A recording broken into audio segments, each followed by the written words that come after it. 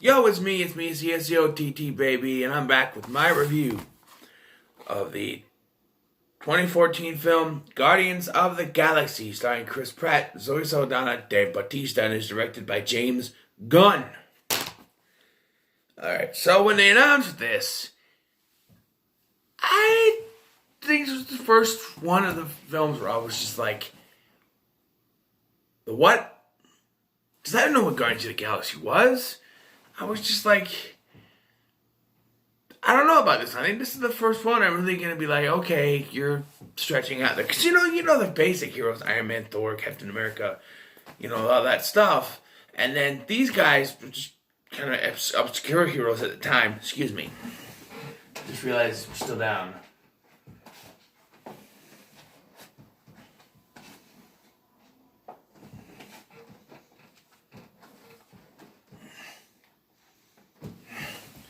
So the idea of putting these guys in film, making a movie out of them, to me it was just like, I don't know, but it worked. You got James Gunn, you got the music that they used, you got the actors that they hired, everything put together in a giant pot, and you have success in a way, because you have, Chris Pratt, who at this point was known for playing the fat, funny Andy Dwyer on Parks and Recreation. So Saldana, she's been in a few movies. Dave Bautista, about Duck Tape on WWE programming. Vin Diesel is Groot. Bradley Cooper, all these together. You're thinking, if you had gone to a few years before this and say, you lined up Chris Pratt, Bradley Cooper, Vin Diesel, Zoe Saldana, Dave Bautista. You line them up and you say, these guys are going to make a good Marvel superhero movie. You'd be like, the fat guy from Parks and Recreation? Really?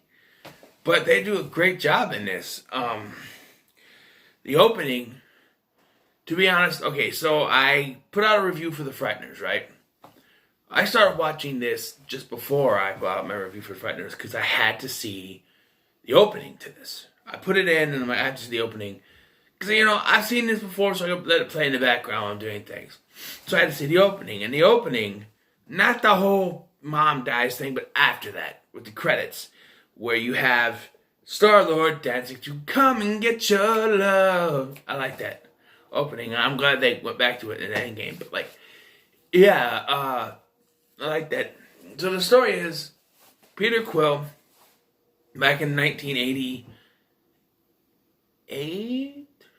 back in the 1980s, his mother dies from cancer.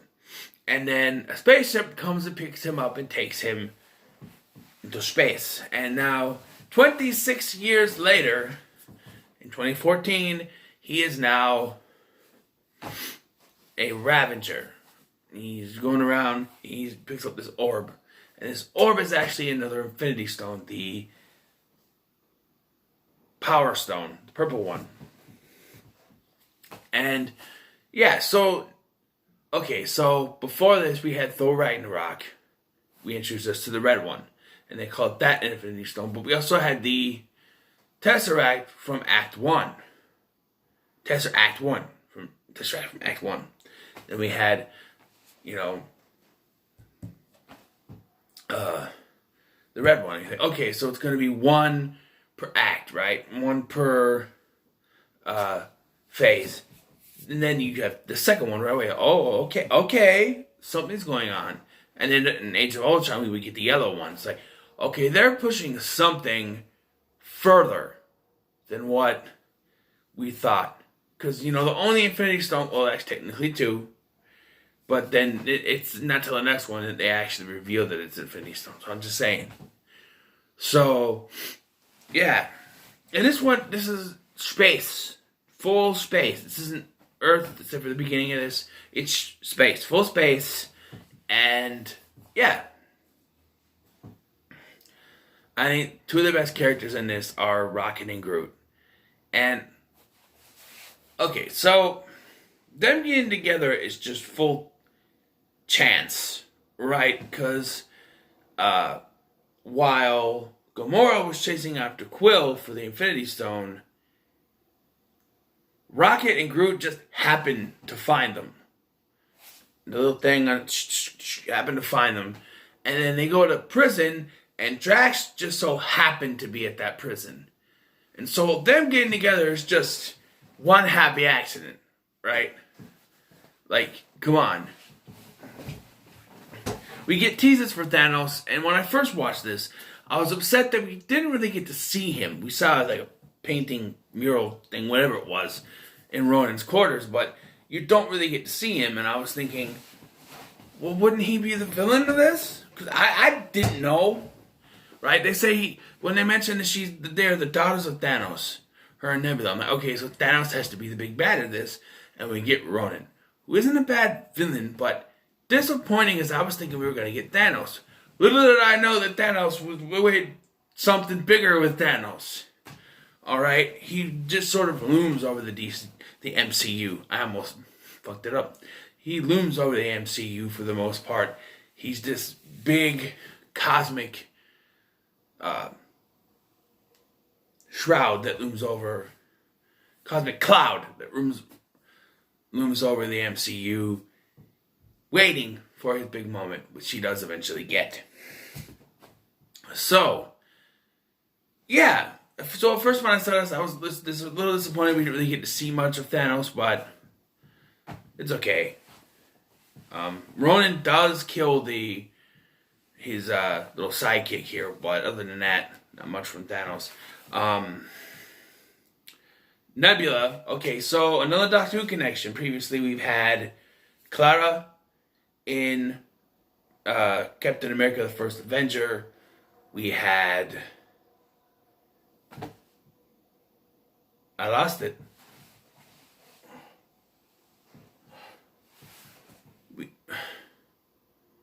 There was another one, right? I mentioned it. There was another Doctor Who reference. I can't remember what it was. Because you had Jenna Coleman in Captain America: The First Avenger, right? And so, what was the next one?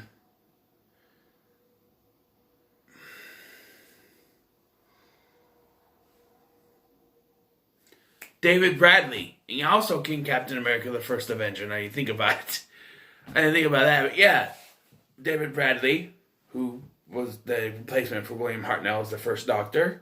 I swear there was one more between them, maybe not. But here's another one. Nebula is played by Karen Gillan, who played Amy Pond on Doctor Who.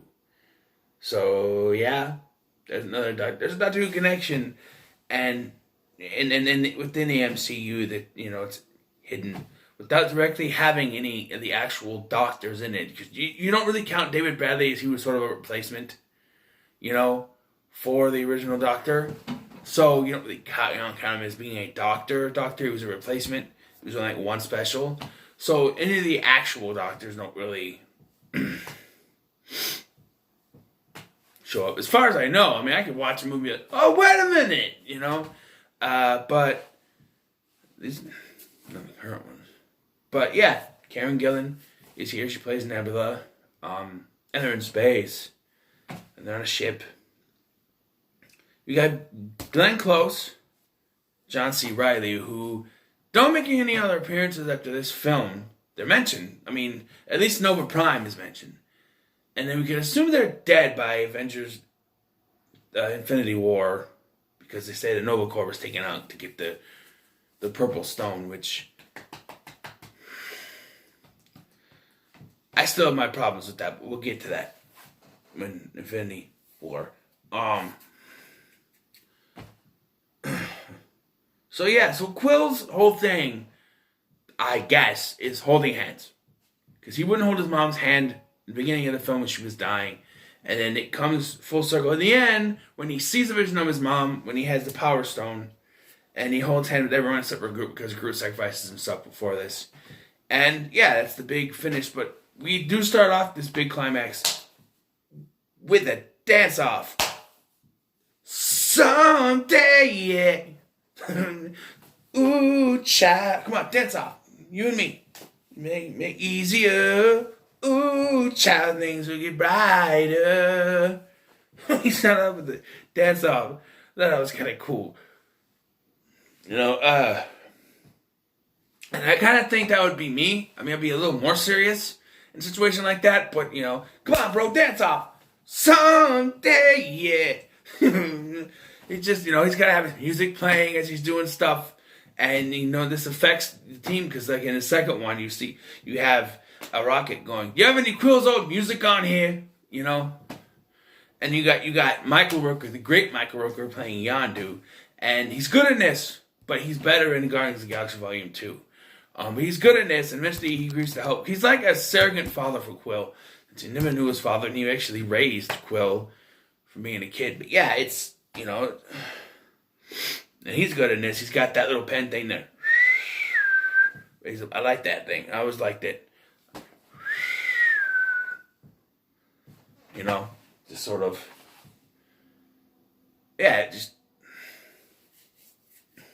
favorite line. Is there anything else to talk about, though? Ronan, the Accuser, is a villain. He's alright. I think, he was in Captain Marvel, and you think, okay, they're going to show you something in Captain Marvel that's going to change the character. They don't really do anything with that. And here, he's just your basic villain. Like, what I mentioned before, he's basically like Malekith. I want something. Give it to me. It's basically what they cut and paste that. Only they're in space. The stone is now purple. And he's, basically the same kind of villain plot. So it's not really anything new.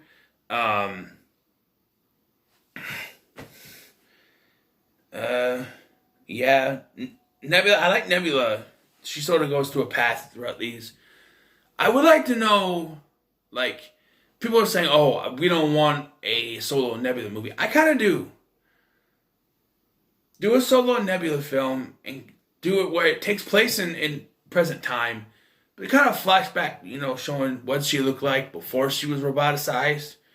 Because they say she's a daughter of Thanos. Is she actually Thanos' daughter? Because she's more machine than woman now. So is she Thanos' actual daughter? Because Gamora's not. But, not blood related. And, yeah, I think that the cast does well together. I think that James Gunn did a terrific job with this movie, if I can speak English. And I think this is one of the better entries in the MCU. My favorite line. It stems from, there's a part where Quill's going like this, and Drax doesn't understand it. Drax's humor in this is some of the best humor in this film. Because he doesn't understand. It's that fish out of water thing. He goes right over it and said, nothing goes over my head. And so then, he's doing this, and he's like, why would I put my finger across my throat? No, it means to kill. It means to kill. It means death. So he's got this bad guy towards the end. He's got a finger across the neck means death, is what he says. I love that line. So yeah, pretty good. I'm going to give it an 8 out of 10. I really enjoyed this film. It's funny. It's great. Cutting it short because I got to use the bathroom. So, sorry. I could do a little bit more, I guess. Actually, I can't, but yeah. So what are your thoughts on Guardians of the Galaxy? Let me know in the comments below. Like, share, and subscribe, and I'll see you in the next one.